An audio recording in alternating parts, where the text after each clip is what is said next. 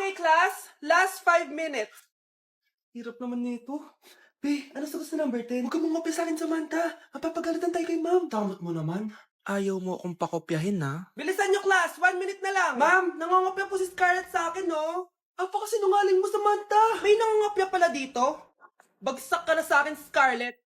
Apakasama talaga ng ugali mo, Samantha. Nay! O anak, anyari sa'yo? Binagsak ako ng teacher ko. Naniwala kasi siya kay Samantha na nangopya daw ako. Totoo ba yun, Scarlett? Hindi, Nay. Siya talaga yung nangopya sa akin. Walang iya yan ah. Humanda siya sa akin. Tara, anak. A few moments later. Ma'am, bakit niyo po kami pinatawag dito? Kasi ang anak mo, sinungaling. Siya naman talaga yung nangopya kay Scarlett eh. Hindi po totoo yan. Para malaman natin kung sino nagsasabi ng totoo sa inyong dalawa, mag-quiz na lang kayo ulit. Patay ako nito. Humanda ka ng mapahiya, Samantha. Okay, time's up. Pass your papers. Scarlett, naka-perfect ka. Yes, talino talaga ng anak ko. Samantha, wala kang tamang sagot. Ikaw talaga ang totoong nangungopya. Nakakahiya ka, Samantha. Humanda ka sa akin sa bahay. Tara! Huwag po, Nay. Kapag pinirmahan mo to, akin na lahat ng mga kayamanan mo. Oh, pirmahan mo na. Tita, wala naman ako field trip ah. Hindi pa ba sinasabi ng teacher niyo na may field trip kayo? Anak, okay lang. Pipirmahan ko na to para makasali ka sa field trip niyo. Walang iya ka talaga, Rosa. Wala ka talagang titira sa akin, ha? Manda ka talaga sa akin. Mabilis ka talagang utuin, Susan. Salamat, Mare. Ramon, napapirma ko na siya. Atin na ang bahay, pera at mga ari-arian niya. Magaling ka talaga, Rosa. Kaso kailangan na natin kumilos na mabilis. Kasi sabi ng doktor, nagre-recover na yung mata niya. Ano? Kaya bukas na bukas din, papalayasin na natin sila.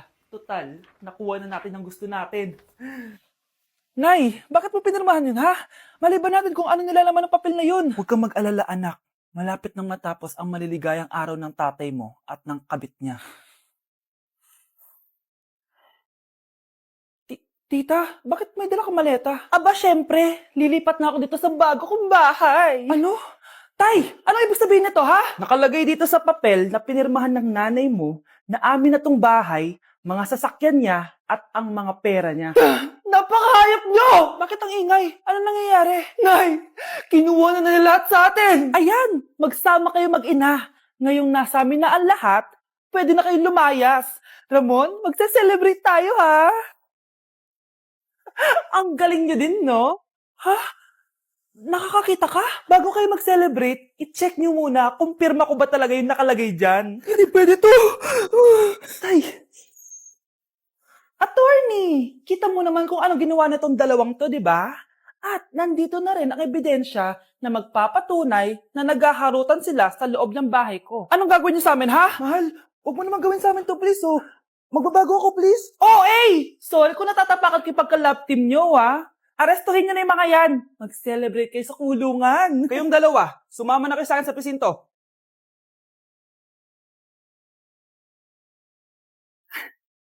Ikinalulungkot ko pero hindi na siya makakita. Masyado nang malala ang damage sa mata niya. Mahal, hindi tayo susuko ha? Gagaling ka. Mahal, huwag ka na magpa-stress. Ginawa naman natin lahat, diba? Mahal, magpahinga ka muna dito ha? Maluto lang ako ng pagkain. Hi, Ramon. Rosa, bakit nandito ka? Balita ko, wala nang pag-asang makakita yung asawa mo. Ibig sabihin, magagawa na natin lahat ng gusto natin. Shh! Huwag kang maingay. Masisira plano natin. Sinasabi ko na nga ba, may pinaplano kayo ni Rosa. Mahal, kain ka na nito paborito mo. At talagang hinahayaan mo lang dito si Rosa, ha?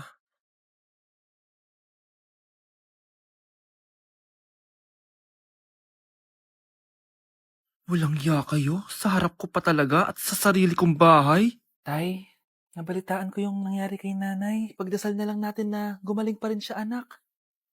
May CCTV dito sa bahay. Kailangan kong makuha yung mga files na yun. Nay?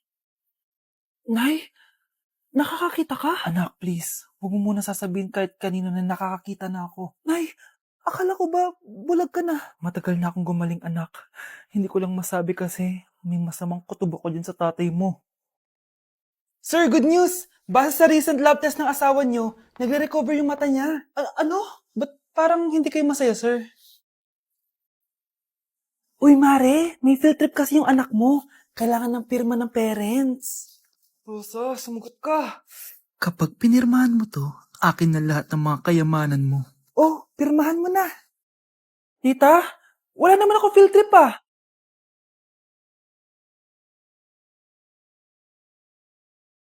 Oh, my angel, angel baby, angel.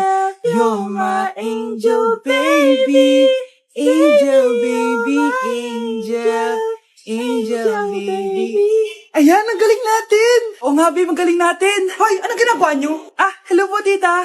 Nay, ito po yung uso ngayon sa TikTok. Uso? Cringe! Cringe? Che, di ka lang marunong kumanta, Nay. Cringe! Uy, pre, inuman tayo mamaya. Sabado bukas. Che, pare, shot puno. Uy, pre, may ambagan tayo sa alak, ha?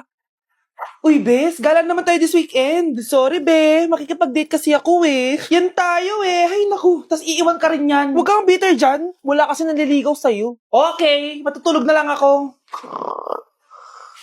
Bes!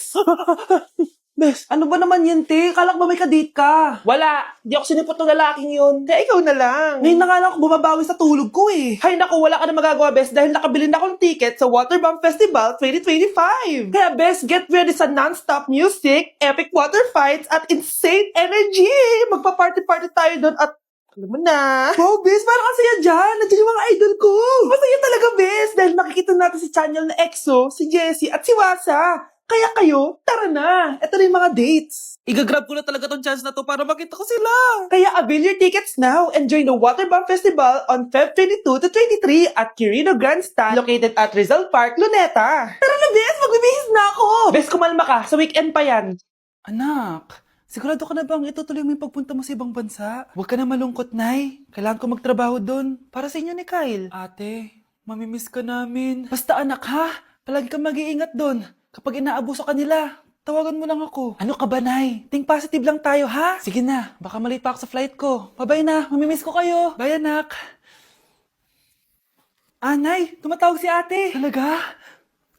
Hello, anak. Kamusta ka na? Nay, nakuha ko na sweldo ko. Nagpadala pala ako sa inyo, ha? Kumain kayo sa labas. Salamat sa binigay mo, anak, ha? Okay ka lang ba? Kapag may problema ka, tumawag ka lang, ha? Opo, Nay. Mababait yung mga amo ko. Huwag kang mag-alala. Nay, may pinadala si ate, oh. Nakamaleta pa. Surprise, Nay! Mga damit at sapatos yan para sa inyo. Siyempre, may chocolate din. Naku, anak, nag-abala ka pa. Pero salamat, ha?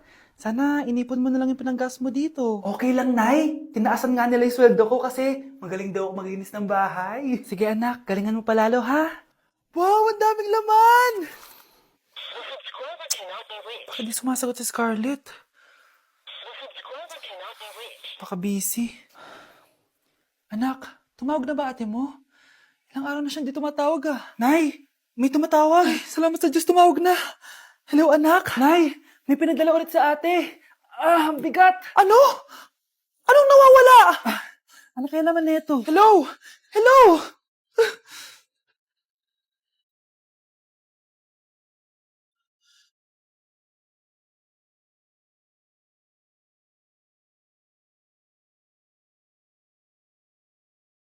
Anak! Umagang-umaga, cellphone agad hawak mo? Tingnan mo ito napanood ko. Huwag mag-cellphone agad pagkagising mo sa umaga kasi pinapataas mo lang ang stress levels mo. Ano ba naman yan, Nay? Oh, doktor na may sabi ha. Tigilan mo na yan. Maniniwala pala tayo sa doktor. Sige. Grabe, ang init. Paniligo na nga ako. Nay, may napanood ako, oh. Kung may nagsabi sa'yo na dapat kang maligo araw-araw, isang malaking kasinungalingan yan. Oh, sabi ng doktor, Nay, bawal daw maligo araw-araw. Ba't ka naliligo? Oh, sige, di na ako maliligo. Kung akala mong healthy ang mga prutas, pakinggan mo tong sasabihin ko. Oh, Nay, nagsalita na yung doktor, ha? Huwag ka na kumagat dyan. Pati ba naman prutas? Ay, magmamatcha na lang ako. Kung akala mong healthy ang mga matcha, pakinggan mo tong sasabihin ko. Hala, sabi ng doktor, hindi daw healthy yung matcha, Nay. Huwag mo na inumin yan, ha? Pati matcha bawal. Sinisira mo ang utak mo sa paggamit ng mga betchin. Oh, Nay, sabi ng doktor, sinisira mo daw utak mo. Huwag ka na maglagay niyan. Tama na! Oo na, lahat ng ginagawa ko masama sa akin. O sige, Nay, titigil na ako. Basta mag-cellphone na ako, Sige na, mag-cellphone ka na. Pero huwag ka magpupuyat, Masama pa rin yon. Malaking kasinungalingan yung sinasabi nilang bawal ka magpuyat. Anong sabi mo, Nay? Sabi ng doktor, pwede naman eh. Bye! Wow! Anak, di ako makapaniwalang may pinapatayo na tayong bahay. Nay, deserve natin to. Ang tagal niyo din to pinaghirapan. Ma'am, saan ko po ilalagay itong mga semento? Doon na lang sa gilid, kuya. Sige po, ma'am. Excited na ako matapos tong bahay natin, anak. Nandito. Hoy, huwag ka pupunta dyan! Sabi nangyari sa kanya. Naman siya. Ba't ang daming tao? Engineer, anong meron? Ma'am, yung isa sa mga trabahador namin, nakuryente tapos natabunan ng semento. Ayun, namatay. Ha? Paano nangyari yun? May nag-utos ata sa kanya na ilagay yung semento sa gilid. Madami live wire dun eh. Ay. Ang problema, ma'am, kung tatanggalin pa namin yung katawan niya sa ilalim ng semento, baka hindi agad matapos tong bahay niyo. Hindi pwedeng hindi matapos agad tong bahay na to. Di bale, babayaran ko na lang yung pamilya nung namatay. Nay, sigurado ka ba? Sige po, ma'am. Sige na, ituloy niyo na yan. Congrats po, ma'am. Natapos din yung bahay niyo. Ang ganda, di ba? Wow, ang ganda. Maraming salamat, engineer. Una na po ako, ma'am. Anak, tara, pasok na tayo. Wow, ang ganda ng loob. Nay, hindi talaga ako mapakali na may bangkay dito sa ilalim ng bahay natin. Huwag kang okay, anak. Kasalanan niya naman kung bakit siya namatay eh. Ay, matutulog na lang ako sa bago kong bahay. Wow, ang ganda ng kwarto ko. Ano yun? Kasalanan mo.